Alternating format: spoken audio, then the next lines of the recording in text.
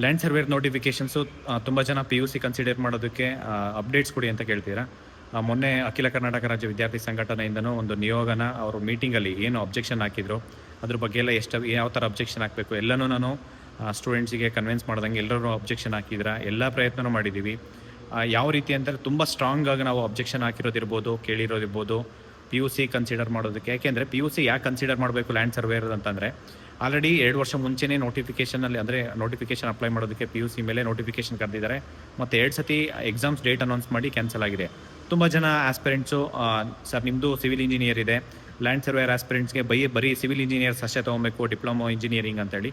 But ಈಗ already notifications ಆಗಿ ಮೊದಲಿಂದನೂ ಲ್ಯಾಂಡ್ ಸರ್ವೇರ್ನ PUC ಮೇಲೆ ರಿಕ್ರೂಟ್ಮೆಂಟ್ ಮಾಡ್ತಾ ಇರೋದ್ರಿಂದ ಅದೇ ಥರ ನೋಟಿಫಿಕೇಷನ್ ಮಾಡಿದ್ರು. ಇವಾಗ 2 ವರ್ಷದಿಂದ ಏನು C&R ರೂಲು ಅಪ್ಲೈ ಮಾಡಬೇಕು, ಇಂಪ್ಲಿಮೆಂಟ್ ಮಾಡಬೇಕು ಅಂತ ಹೇಳ್ಬಿಟ್ಟು ಪ್ರಯತ್ನ ಪಟ್ಟಾಗ C&R ರೂಲು ಇವಾಗ ಅದನ್ನು ನೋಟಿಫಿಕೇಷನ್ಸ್ಗೆ ನೋಟಿಫಿಕೇಷನ್ಗೆ C&R ರೂಲ್ ಅಪ್ಲೈ ಮಾಡ್ತಾ ಇರೋದು. ಇದನ್ನು ನಾವು ಸ್ಟ್ರಾಂಗ್ಲಿ ಅಬ್ಜೆಕ್ಟ್ ಮಾಡಿದ್ದೀವಿ. ಯಾಕೆಂತಂದರೆ ಅವಕಾಶ ಕೊಟ್ಟಿಲ್ಲ ಅಂತಂದರೆ ಯಾರೂ ಕೇಳ್ತಿರ್ಲಿಲ್ಲ, ಅವಕಾಶ ಕೊಟ್ಟು ಕಿತ್ಕೊಳೋದಕ್ಕೆ ಯಾರಿಗೂ ರೈಟ್ಸ್ ಇಲ್ಲ.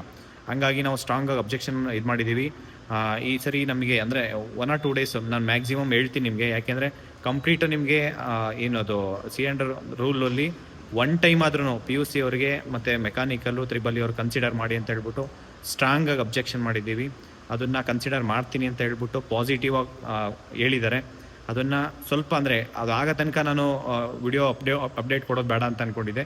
ತುಂಬ ಜನ ಆಸ್ಪಿರೆಂಟ್ಸು ಫೋನ್ ಮಾಡಿ ಕೇಳ್ತಾ ಇದ್ದೀರಾ, ಹಂಗಾಗಿ ವಿಡಿಯೋ ಮಾಡ್ತಾ ಇರೋದು.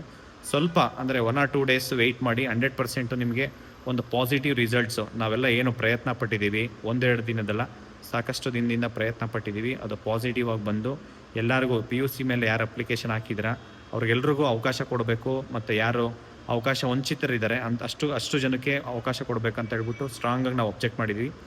ನಂಬಿಕೆ ಇದೆ. ಆ ನಂಬಿಕೆ ಮೇಲೆ ಎಲ್ಲರೂ ಓದೋಕ್ಕೆ ಸ್ಟಾರ್ಟ್ ಮಾಡಿ. ನಾವು ಎಲ್ಲ ರೀತಿಯೂ ಪ್ರಯತ್ನ ಮಾಡ್ತಾಯಿದ್ದೀವಿ. ಅವ್ರು ಕೊಡಲೇಬೇಕು ಅಂತ ಹೇಳ್ಬಿಟ್ಟು ನಾವು ತುಂಬ ಇದು ಮಾಡಿದ್ದೀವಿ. ಹಂಗಾಗಿ ಅವರು ಇವತ್ತು ನಾಳೆ ಒಳಗಡೆ ತಿಳಿಸ್ತೀನಿ ನಿಮಗೆ ಏನಾಗಿದೆ ಏನಿಲ್ಲ ಅಂತ ಹೇಳ್ಬಿಟ್ಟು. ಇದಕ್ಕೆಲ್ಲ ಸಹಕರಿಸಿದಂಥ ಎಲ್ರಿಗೂ ಧನ್ಯವಾದಗಳು. Thank you so much. ನಮಸ್ಕಾರ.